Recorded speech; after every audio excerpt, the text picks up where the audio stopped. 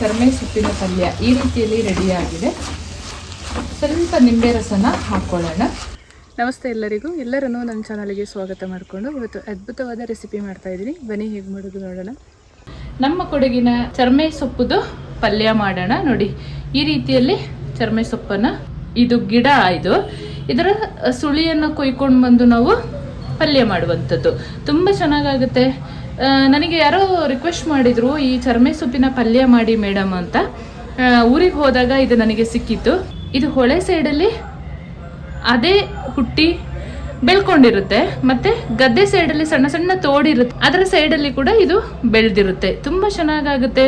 ಮೊಟ್ಟೆ ಹಾಕಿ ಕೂಡ ಮಾಡ್ಕೋಬೋದು. ಮೊಟ್ಟೆ ತಿನ್ನದವರು ಹಾಗೇ ಮಾಡ್ಕೋಬೋದು. ನಾನಿವತ್ತು ಮೊಟ್ಟೆ ಹಾಕಿ ಮಾಡಲ್ಲ, ಹಾಗೆ ಮಾಡಿ ತೋರಿಸ್ತಾ ಇದ್ದೀನಿ.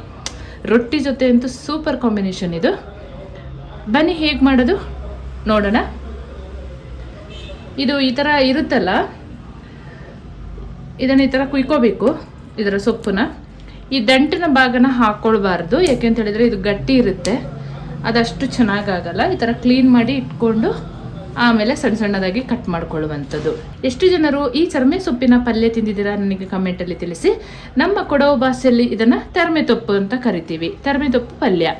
ಬನ್ನಿ ಇವತ್ತು ಸೂಪರ್ ಆದ ಒಂದು ತರ್ಮೆ ತೊಪ್ಪು ಪಲ್ಯ ಮಾಡ್ಕೊಳ್ಳೋಣ. ಇದು ಆನ್ಲೈನಲ್ಲಿ ಕೂಡ ಸಿಗುತ್ತೆ. ನಾನು ಎಷ್ಟೋ ಸರಿ ಬೈ ಮಾಡಿದ್ದೀನಿ. ಅಥವಾ ಮಂಗಳೂರು ಸ್ಟೋರು, ಅದರಲ್ಲಿ ಕೂಡ ಒಂದೊಂದು ಸಂದರ್ಭದಲ್ಲಿ ಇದು ಸಿಗುತ್ತೆ. ಕೆಸುವಿನ ಎಲೆ, ಈ ಚರ್ಮೆ ಸೊಪ್ಪು ಎಲ್ಲವೂ ಸಿಗುತ್ತೆ. ನೀವೊಂದ್ಸಲ ಟ್ರೈ ಮಾಡ್ಬೋದು, ಬೇಕಾದರೆ ಸರ್ಚ್ ಮಾಡಿ.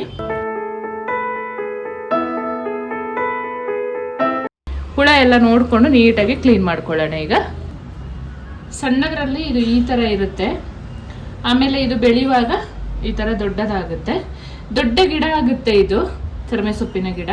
ಹೊಳೆ ಸೈಡಲ್ಲೆಲ್ಲ ನೀವು ನೋಡಿರ್ಬೋದು. ಕೆಲವರು ಅಬ್ಸರ್ವ್ ಮಾಡಿರ್ತಾರೆ, ಅವ್ರಿಗೆ ಗೊತ್ತಿರಲ್ಲ ಇದು ತಿನ್ನೋದಾ ಏನು ಅಂತ. ನೋಡಿ, ಇದೆಲ್ಲ ಗಟ್ಟಿ ಇರುತ್ತೆ, ಇದನ್ನು ಹಾಕೋಬಾರ್ದು. ಈ ಥರ ಎಳೆತ್ತಾಗಿರೋದನ್ನು ಮಾತ್ರ ಹಾಕೋಬೇಕು ಪಲ್ಯಕ್ಕೆ.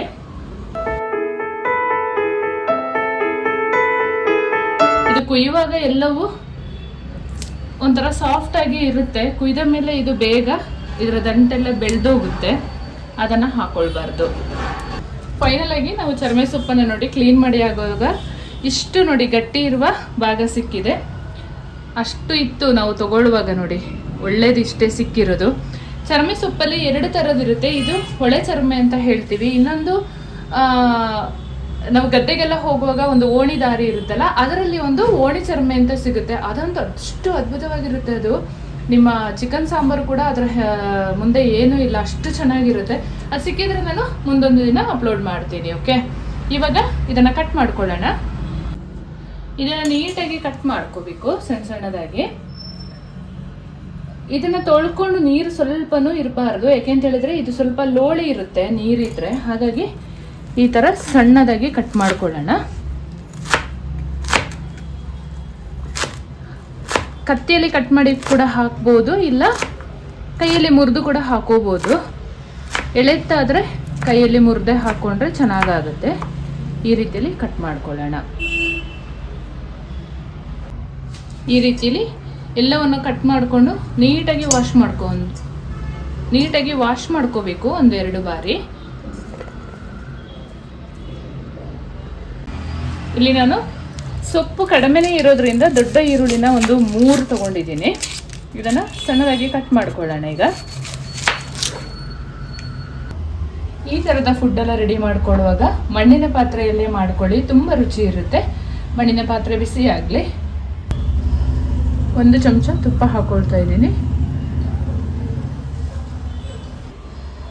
1 ಚಮಚ ಅಡಿಗೆ ಎಣ್ಣೆನ ಬಳಸ್ತಾ ಇದ್ದೀನಿ. ನೀವು ತೆಂಗಿನೆಣ್ಣೆ ಬೇಕಾದರೂ ಹಾಕೋಬಹುದು. ಎಣ್ಣೆ ಸ್ವಲ್ಪ ಜಾಸ್ತಿನೇ ಇರಲಿ, ಚೆನ್ನಾಗಾಗುತ್ತೆ. ಈ ಪಲ್ಯ ಮಾಡುವಾಗ ಜಾಸ್ತಿ ಇಂಥ ಸಾಮಗ್ರಿ ಬೇಕಾಗಲ್ಲ. ಎಣ್ಣೆ ಬಿಸಿಯಾಗಿದೆ. 1 ಚಮಚ ಸಾಸಿವೆ ಹಾಕ್ಕೊಳ್ಳೋಣ. 1 ಗೆಡ್ಡೆ ಬೆಳ್ಳುಳ್ಳಿನ ಸಿಪ್ಪೆ ತೆಗೆಯದೆ ಜಜ್ಜಿ ಇಟ್ಕೊಂಡಿದ್ದೀನಿ. ಚೆನ್ನಾಗಿ ಫ್ರೈ ಮಾಡ್ಕೊಳ್ಳೋಣ ಒಮ್ಮೆ. ಈ ಥರ ಸೊಪ್ಪಿಗೆಲ್ಲ ಹಸಿರು ಮೆಣಸಿನ್ಕಾಯಿ ಹಾಕಬಾರ್ದು. ಮಕ್ಕಳೆಲ್ಲ ತಿನ್ನುವಾಗ ಖಾರ ಆಗುತ್ತೆ, ಗೊತ್ತಾಗಲ್ಲ. ಹಸಿರು ಮೆಣಸಿನಕಾಯಿ ಹಸಿರು, ಸೊಪ್ಪು ಹಸಿರಿರುತ್ತಲ್ಲ, ಹಾಗಾಗಿ ಒಣಮೆಣಸಿನಕಾಯಿನೇ ಕಟ್ ಮಾಡಿ ಹಾಕೋಬೇಕು. 3 ಈರುಳ್ಳಿನ ಹಾಕ್ಕೊಳ್ತಾ ಇದ್ದೀನಿ. ಚೆನ್ನಾಗಿ ಈರುಳ್ಳಿ ಫ್ರೈ ಆಗಬೇಕು. ಚೆನ್ನಾಗಿ ಫ್ರೈ ಆಗಲಿ. ಈರುಳ್ಳಿ ಈ ರೀತಿಯಲ್ಲಿ ಚೆಂದ ಫ್ರೈ ಆಗಬೇಕು. ಇವಾಗ ಒಣಮೆಣಸಿನಕಾಯಿನ ಹಾಕ್ಕೊಳ್ಳೋಣ ರುಚಿಗೆ ತಕ್ಕಷ್ಟು. ನಾನೊಂದು 5 ಹಾಕ್ಕೊಂಡಿದ್ದೀನಿ ನಾನು ತೊಗೊಂಡಿರುವಂಥ ಚರ್ಮೆ ಸೊಪ್ಪಿಗೆ. ಚೆನ್ನಾಗಿ ಫ್ರೈ ಮಾಡ್ಕೊಳ್ಳೋಣ. ಈರುಳ್ಳಿ ಮೆಣಸೆಲ್ಲ ಈ ಥರ ಫ್ರೈ ಆಗುವಾಗ ನಾವು ತೊಳೆದಿಟ್ಕೊಂಡಂಥ ಸೊಪ್ಪನ್ನು ಹಾಕ್ಕೊಳ್ಳೋಣ. ಚರ್ಮೆ ಸೊಪ್ಪು ಸ್ವಲ್ಪವೂ ನೀರಿನ ಅಂಶ ಇರಬಾರ್ದು. ಸ್ವಲ್ಪ ಉಪ್ಪು ಮತ್ತು ಅರಿಶಿನ ಪೌಡ್ರ್ ಹಾಕ್ಕೊಂಡು ಮಿಕ್ಸ್ ಮಾಡ್ಕೊಳ್ಳೋಣ.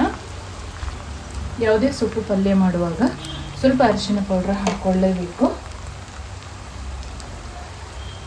ರುಚಿಗೆ ತಕ್ಕಷ್ಟು ಉಪ್ಪು ಪುಡಿಯನ್ನು ಸೇರಿಸ್ಕೊಳ್ಳೋಣ. ಇದು ಬೆಂದ ಮೇಲೆ ಕಡಿಮೆ ಆಗುತ್ತೆ, ಆವಾಗ ಉಪ್ಪನ್ನ ನೋಡ್ಕೊಂಡು ಹಾಕ್ಕೊಳ್ಳಿ, ಇಲ್ಲಾಂದರೆ ಪಲ್ಯ ಉಪ್ಪು ಆಗಿಬಿಡುತ್ತೆ.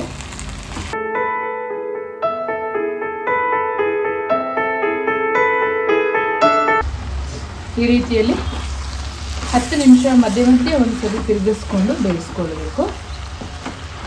ಬೆಂದ ಮೇಲೆ ತುಂಬ ಕಡಿಮೆ ಆಗುತ್ತೆ ಇದು, ಅದಕ್ಕೆ ನಾನು ಆವಾಗಲೇ ಹೇಳಿದ್ದು ಉಪ್ಪು ನೋಡ್ಕೊಂಡು ಹಾಕೋಬೇಕು ಅಂತ. ಇನ್ನೊಂದು 4 ನಿಮಿಷ ಬೆಂದರೆ ನಮ್ಮ ಕರಿಮೆ ಸೊಪ್ಪಿನ ಪಲ್ಯ ರೆಡಿಯಾಗುತ್ತೆ. ಅರ್ಧ ನಿಂಬೆ ರಸನ ಹಾಕ್ಕೊಳ್ಳೋಣ. ತುಂಬ ಸೂಪರಾಗಿರುತ್ತೆ. ಅಕ್ಕಿ ರೊಟ್ಟಿ ಇಲ್ಲ ಚಪಾತಿ ಜೊತೆ ಟೇಸ್ಟ್ ಮಾಡಿ. ತುಂಬ ಮಿಕ್ಸ್ ಮಾಡಿಕೊಂಡು ಸರ್ವ್ ಮಾಡ್ಕೊಳ್ಳೋಣ.